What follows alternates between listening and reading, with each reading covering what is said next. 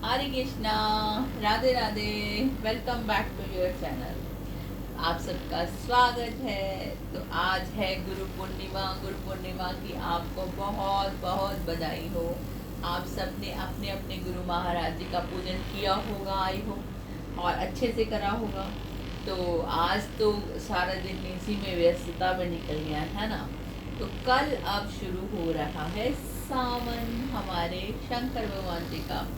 तो क्या होगा कि हमारे जो चातुर्मास में विष्णु भगवान जी ने जो निद्रा में गए हैं, उन्होंने अपना कार्यभार महादेव जी को 4 मास के लिए सौंप दिया है। तो इस ड्यूरेशन में हम महादेव जी का अलग अलग तरह से पूजन करेंगे। वो देखो, एक वैष्णव तो इसलिए पूजन करता है कि महादेव प्रसन्न हो जाएं और राधा कृष्ण जी की खूब भक्ति दे।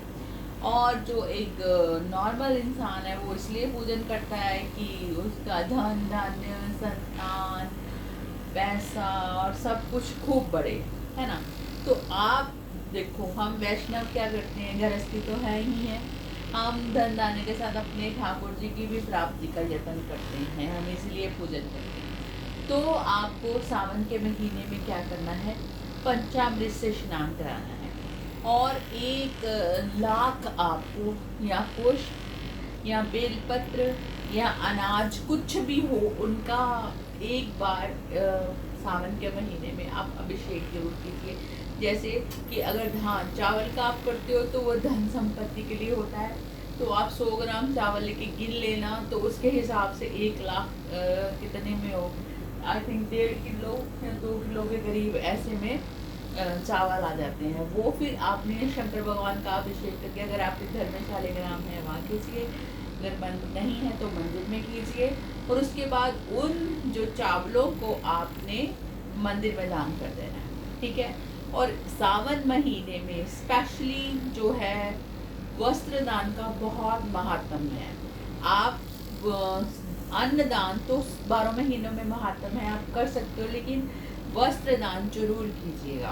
सावन मास में आपको अपनी किसी भी प्रिय वस्तु का त्याग कर देना चाहिए। उससे क्या होता है, भगवान प्रसन्न होते हैं कि मेरी प्रसन्नता के लिए इसने ये चीज़ का त्याग कर दिया है। जैसे किसी को दूध पीना बहुत पसंद है, या कोई पान खाता है, या कोई स्पेशल प्रकार का फ्रूट है, एप्पल, अमरूद, या कुछ भी जो भी आपको प्रिय हो, कोई सब्जी ऐसी जो आपको बहुत अच्छी लगती हो और वो सिर्फ सावन मास में ही मिलती हो, तो आपको उसका परित्याग कर देना चाहिए।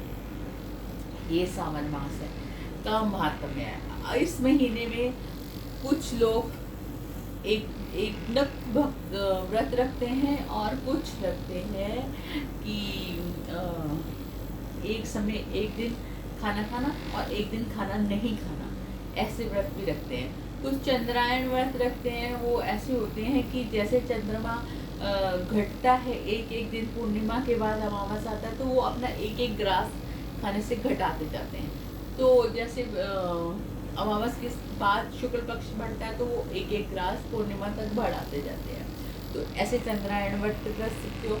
और आपको चाहिए कि आप जमीन पर सोए, शैया बिना गद्दे के। और अगर पॉसिबिलिटी नहीं, क्योंकि आजकल शरीर ही ऐसे है कि घुटने दर्द होने लग जाएंगे, तो आप अपने बेड पे से गद्दा उठा दीजिए, है ना। तो आप उस पर भी सो सकते हैं बिना गद्दे के। ये भी एक है कि हमारे प्रभु गद्दे पे शयन कर रहे हैं, तो हम उसके लिए न उसका परित्याग करते हैं। और आप शैया का दान कर सकते हैं। इस प्रकार सावन मास में बहुत सारी चीज़ें, स्पेशली आपको पंचामृत से स्नान करवाना चाहिए शंकर भगवान जी को। उससे क्या होता है, पंचामृत में ऐसे नहीं करना आपने कि सीधे से सब चीज़ें मिक्स कर ली और स्नान करा दिया, ऐसे नहीं होता है। हर चीज़ का प्रोपोर्शन होता है, उस हिसाब से पंचामृत बनता है। आपने ये सब कुछ चीज़ें तो सावन मास में करनी ही है। और सावन मास में आप मंगला गौरी व्रत कर सकते हैं। और शंकर भगवान जी के 4 सोमवार होते हैं, वो व्रत कर सकते हैं। इसमें आप नमक का परित्याग कर दीजिएगा। है ना। तो ये जो है सावन मास समझ लो एक तपस्या है जो हमें करनी है। वो आप किसी भी बेसिस पे कर सकते हो, कुछ भी किसी चीज़ का भी परित्याग कर सकते हो। उससे आप वो एक किस्म का व्रत ही माना जाएगा आपका, है ना। तो अगर वैसे अगर सोमवार के व्रत रख रहे हो, उसमें नमक का त्याग कर रहे हो, एक समय भोजन पा रहे हो, ये तो बहुत ही अच्छा है। और चातुर्मास में मोस्टली लोग क्या करते हैं, एक समय का ही भोजन पाते हैं।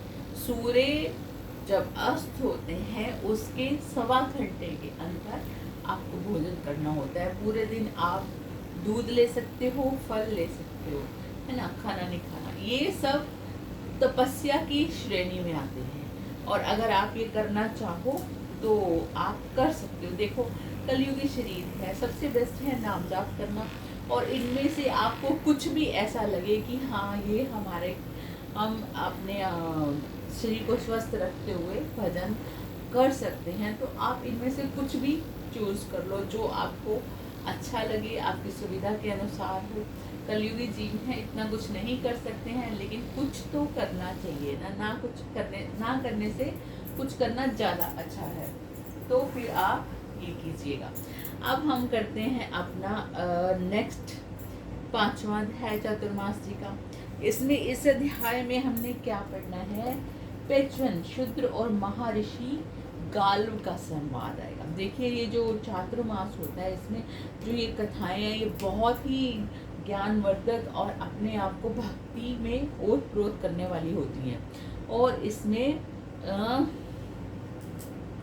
शालिग्राम शिला के पूजन का महात्म्य भी बताया गया है। तो शुरू करते हैं। ब्रह्मा जी कहते हैं, महामते, प्राचीन त्रेता युग में पेजवन नाम से प्रसिद्ध एक शूद्र था जो धर्म में तत्पर और विष्णु तथा ब्राह्मणों का पूजक था। वह न्याय पूर्वक धन का उपार्जन करता और सदा शांत भाव से रहता। सभी लोग उससे प्रेम करते थे। वह सत्यवादी और विवेकशील था। उसकी स्त्री समान कुल से उत्पन्न, धर्म पूर्वक विवाहित और शुभ आचरण वाली पतिव्रता थी। वह भी सदा देवताओं और ब्राह्मणों के हित में तत्पर रहती थी। महात्मा पेजवन को पूर्व पुण्य के प्रभाव से धन की प्राप्ति हुई थी। वह सदा स्वजनों के द्वारा स्वदेश और परदेश में व्यापार किया करता था और दूसरे के धन से भी वह व्यापार कराता था। इस प्रकार धर्म की दृष्टि रखने वाले उस पेजवन को नाना प्रकार का प्रचुर धन प्राप्त हुआ। प्रचुर धन। उसके 2 पुत्र हुए। वे दोनों ही पिता की सेवा शुश्रूषा में लगे रहने वाले थे। धन आदि का अहंकार तो उन्हें छू तक नहीं गया था। वे अपने धर्मयुक्त आचरण से शोभा पाते थे और पिता माता की सेवा के अतिरिक्त दूसरी किसी वस्तु का आदर नहीं करते थे। उनकी स्त्रियां भी अपने सास ससुर की सेवा में अनिवार्य रूप से लगी रहती थी। पेजवन का घर धन धान्य से भरा रहता था। वह स्वयं ही सदा धर्मपरायण ही देवताओं और अतिथियों के पूजन में तत्पर रहता था। उसके घर पर आया हुआ कोई भी अतिथि विमुख नहीं लौटता था। वह शीत काल में धन और उष्ण काल में अन्न एवं जल का दान करता था। वर्षा काल में वस्त्र तथा अन्न बांटा करता था। भगवान शिव और विष्णु के व्रत में स्थित होकर उचित समय पर बावली, कूप, तालाब, प्याऊ और देव मंदिर बनवाता था। चातुर्मास में वह विशेष रूप से भगवान विष्णु के भजन में लगा रहता था। एक दिन ब्रह्म ज्ञान परायण, शांत, तपस्वी, परम जितेंद्रिय गालव मुनि पेजवन शूद्र के घर में आए। वह अभ्युत्थान और आसन आदि उपचारों से मुनि का पूजन करके मधुर वाणी से बोला, आज मेरा जन्म सफल हो गया है, जीवन अति उत्तम हो गया है। आज मेरा धर्माचरण भी सार्थक हुआ। मुने, आपने यहाँ पधार कर कुल सहित मुझे उन्नत कर दिया। आपकी दृष्टि से मेरे सहस्त्रों पाप जलकर भस्म हो गए। मुझ गृहस्थ के संपूर्ण ग्रह को आपने पवित्र कर दिया। उस शूद्र की भक्ति से गालव मुनि बहुत प्रसन्न हुए। उनकी सारी थकावट दूर हो गई। वह हाथ जोड़कर खड़े हुए शूद्र से बोले, सौम्य, तुम कुशल से तो हो? तुम्हारा मन धर्म में लगता है ना? क्योंकि भाई, बंधु, स्त्री, पुत्र आदि सब लोग सदा स्वार्थ से ही संबंध रखते हैं। तुम गोविंद में सदा भक्ति रखते हो ना? दान में तुम्हारी रुचि है ना? क्या धर्म, अर्थ और काम संबंधी कार्यों में तुम्हारा मन उत्साह के साथ संलग्न होता है? भगवान विष्णु का चरणोदक प्रतिदिन सिर पर धारण करते हो ना? भगवान विष्णु का भजन, श्री विष्णु की कथा, श्री विष्णु का स्तोत्र, श्री विष्णु का नमस्कार, श्री विष्णु का ध्यान और भगवान विष्णु का पूजन, ये सब भगवान के शयन काल चातुर्मास में किया जाए तो मोक्ष देने वाला होता है। ऐसा कहते हुए मुनि को प्रणाम करके शूद्र ने फिर कहा, मुने, आपकी कृपा दृष्टि से मुझे इस आश्रम का पूरा पूरा फल मिल गया। तथापि मैं आपकी उपदेश युक्त वाणी सुनना चाहता हूँ। आपके आगमन का क्या प्रयोजन है, ये कृपा करके बतलाइए। तब गालिब जी ने उस धर्मात्मा एवं सत्यवादी शूद्र से कहा, इधर तीर्थ यात्रा में लगे हुए मुझे कई मास व्यतीत हो गए हैं। अब चातुर्मास से आ गया, अतः अपने आश्रम को जाऊंगा। भगवान नारायण की प्रसन्नता के लिए आषाढ़ शुक्ला एकादशी को अपने घर पर चातुर्मास का नियम ग्रहण करूंगा।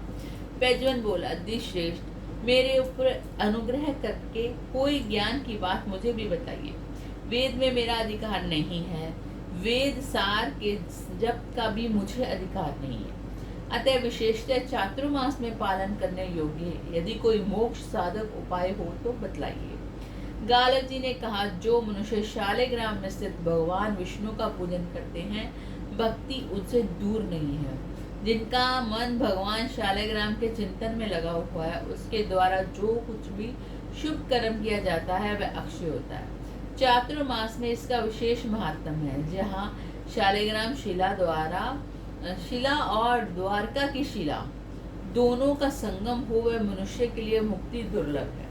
जिस भूमि में सैकड़ों पाप से युक्त मनुष्य द्वारा भी शालिग्राम की शिला पूजी जाती है, वहाँ यह शिला 5 कोस तक के प्रदेश को पवित्र करती है। यह शालिग्राम शिला तेजोमय पिंड है, साक्षात ब्रह्म स्वरूप है। इसका दर्शन मात्र से ही तत्काल सब पापों का नाश हो जाता है। महाशूद्र, शालिग्राम शिला की स्थिति से सब तीर्थ और देव मंदिर पवित्र हो जाते हैं। ये समस्त नदियों का तीर्थत्व प्राप्त होता है। शालिग्राम शिला की संधि मात्र से सर्वत्र संपूर्ण क्रियाएं शोभन होती हैं। जिसके घर में शुभ शालिग्राम शिला का कोमल तुलसी दोनों द्वारा पूजन होता है, वहाँ यमराज अपना मुख नहीं दिखाते। ब्राह्मण, क्षत्रिय, वैश्य और शूद्रों को भी शालिग्राम शिला के पूजन का अधिकार है। सुशूद्र ने पूछा, ब्राह्मण, आप वेद वेताओं के में श्रेष्ठ हैं। सुना जाता है कि स्त्री और शूद्र आदि के लिए शालिग्राम शिला में पूजा का निषेध है, अतः मेरे जैसा मनुष्य किस प्रकार शालिग्राम का पूजन करे? गालिब जी ने कहा, मानद, शूद्रों में केवल असत शूद्र के लिए शालिग्राम शिला निषेध है। स्त्रियों में भी पतिव्रता स्त्री के लिए उसका निषेध नहीं है। जो शालिग्राम शिला के ऊपर चढ़ाई हुई माला अपने मस्तक पर धारण करते हैं, उनके सहस्त्र पाप तत्काल नष्ट हो जाते हैं। जो शालिग्राम शिला के आगे दीप करते हैं, उनको कभी यमपुर में निवास नहीं होता। जो शालिग्राम में व्याप्त भगवान विष्णु की मनोहर पुष्पों द्वारा पूजन करते हैं और जो भगवान विष्णु के शयन काल में चातुर्मास में शालिग्राम शिला को पंचामृत से स्नान कराते हैं, वे मनुष्य संसार बंधन में कभी नहीं पड़ते। मुक्ति के आदि कारण निर्मल शालिग्राम गत श्री हरि को अपने हृदय में स्थापित करके जो प्रतिदिन उनकी पूजा करता है, वह विष्णु लोक को प्राप्त होता है। इस प्रकार शालिग्राम जी की इन्होंने महात्म में बताया और शूद्र को बताया कि स्त्रियों को भी बताया भी कर सकते हैं। मैंने बहुत जगह पढ़ा था कि शूद्र और स्त्रियों को शालिग्राम शिला का स्पर्श का अधिकार नहीं है, पूजन का अधिकार नहीं है। लेकिन यहाँ पे देखो, ये स्कंद पुराण के अंतर्गत चातुर्मास से महात्म में है, तो स्कंद पुराण में कोई गलत तो लिखेगा नहीं। तो शालिग्राम जी ने कहा है कि जो पतिव्रता स्त्री है और जो सद शूद्र है, जो भगवान का पूजन करने में, तिथियों की सेवा करने में रहता है, उनको शालिग्राम शिला की सेवा करने से कोई पाप नहीं लगेगा। तो इसी प्रकार कभी किसी का प्रश्न आ जाता है कि क्या स्त्रियां शालिग्राम जी की सेवा कर सकती हैं, तो उसका इसमें गालिब ऋषि जी ने खुद ही बता दिया कि जो पतिव्रता स्त्रियां हैं वो अब शालिग्राम जी की सेवा कर सकती हैं। तो इस प्रकार ये था हमारा पंचम अध्याय। तो आपने कल हो जाना है सावन शुरू। आपने सावन में शंकर भगवान जी की सेवा करनी है और उनके साथ आप शालिग्राम शिला की भी सेवा कीजिए तो सोने पे सुहागा हो जाएगा। हमारे हरिहर मिलन का हरिहर पूजन हो जाएगा। तुलसी दल बेलपत्र से पूजन कीजिएगा, कितने आनंद की बात है। तो वीडियो बड़ी हो रही है और प्लीज़ लाइक शेयर और सब्सक्राइब जरूर कीजिएगा। आपको मैं दर्शन करवाती रहूँगी कल कैसे हम लोग सावन के महीने से अपने नर्मदेश्वर शिवलिंग बाण शिवलिंग जी की पूजा करेंगे। कहीं कहीं पे ये भी लिखा हुआ है कि बाण शिवलिंग नर्मदेश्वर पे स्त्रियों की पूजा का अधिकार नहीं है। तो मैंने अपने महाराज जी से आज्ञा ली, उन्होंने कहा खूब सेवा करो तो कर सकते हैं। तो आप भी खूब कीजिएगा और लाइक शेयर सब्सक्राइब कीजिएगा। आपका एक शेयर किसी की भक्ति को अगर जागृत करता है तो उसका आपको दशमंश का पुण्य मिलने वाला है, और अगर लाइक करोगे तो मेरा मनोबल बढ़ेगा। तो प्लीज़ जरूर कीजिएगा। तो मिलते हैं नेक्स्ट अध्याय के साथ। राधे राधे।